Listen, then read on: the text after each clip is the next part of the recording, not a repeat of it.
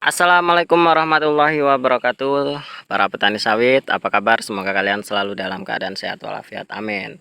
Teman-teman, saat kita melakukan penanaman benih kelapa sawit di lahan seperti ini, pasti akan ada masa fase stresnya.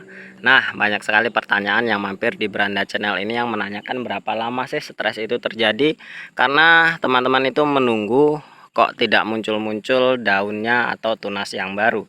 Nah, teman-teman, secara sederhana, fase stres itu dipengaruhi oleh dua hal. Yang pertama adalah masa benih itu. Dan sederhananya seperti ini, semakin tua benih yang kita tanam, maka semakin lama fase stres yang akan terjadi. Jadi, teman-teman, ketika benih yang kita tanam itu sudah tua, maka stres yang akan terjadi itu akan lebih lama karena proses perusakan akarnya itu lebih parah. Yang kedua adalah masa adaptasinya dengan lingkungan itu juga lebih rendah atau lebih sulit. Jadi ketika kita menanam dengan benih yang tua itu konsekuensinya. Lalu apakah kalau kita menanam dengan benih yang masih muda stresnya akan cepat? Tentunya teman-teman betul sekali. Ketika kita menanam benih yang masih muda, maka bisa dikatakan stres itu akan lebih diminimalisir. Atau bahkan ketika kita menanam benih yang sangat muda, 6 bulan sampai umur 1 tahun, itu bisa dikatakan tidak stres sama sekali. Dan tentunya teman-teman, hal tersebut ada konsekuensinya juga. Ketika kita menanam benih yang terlalu muda, maka akan rentan dengan hama. Dan ya, semuanya itu ada negatif dan positifnya. Nah, inilah teman-teman contoh benih yang saya tanam dengan usia 1 tahun pas ya kemarin tuh. Dan ini adalah contoh penanaman yang bagus dengan usia tanam yang bagus. Dan ini sudah saya tanam sekitar 2 minggu lebih dan tidak ada tanda-tanda stres ya. Dan inilah buktinya teman-teman, kalau kita menanam dengan usia yang pas, maka stresnya itu tidak akan terlalu lama.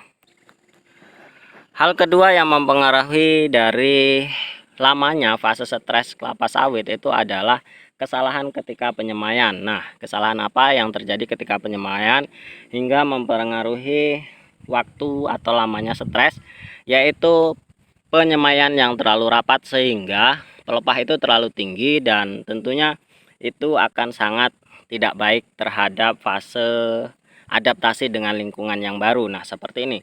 Jadi teman-teman, ketika kita menyemai dengan jarak yang terlalu rapat, maka pelepah itu akan cepat meninggi karena mencari sinar matahari. Dan ketika kita pindahkan ke lahan, makanya adaptasinya itu akan sangat lambat karena jarak atau namanya perbedaannya itu akan sangat signifikan sekali, sehingga proses adaptasinya itu terlalu lama. Dan itulah dua proses atau dua hal yang mempengaruhi dari lamanya atau lambatnya fase stres yang terjadi. Nah, seperti ini contohnya teman-teman, apalagi kalau kita melakukan pruning sampai habis karena benih yang terlalu tua atau benih yang terlalu panjang, dan itu akan mengakibatkan stres yang terlalu lama, bahkan bisa hingga 3 bulan atau bahkan sampai 6 bulan baru bisa tumbuh dengan subur kembali. Lalu baiknya seperti apa supaya fase stres itu tidak terlalu lama teman-teman? Yang pertama, gunakanlah benih yang cukup usia tanamnya. Dan usia tanam yang pas itu adalah sekitar 1 tahun atau kurang lebih tambah 3 bulan, atau kurang lebih dikurang dari 3 bulan, berarti sekitar 9 bulan sampai 15 bulan. Dan itu adalah fase yang bagus untuk ditanam ke lahan karena akarnya itu belum terlalu dalam menancap ketika kita melakukan penyemaian, dan tentunya proses adaptasinya akan sedikit lebih cepat.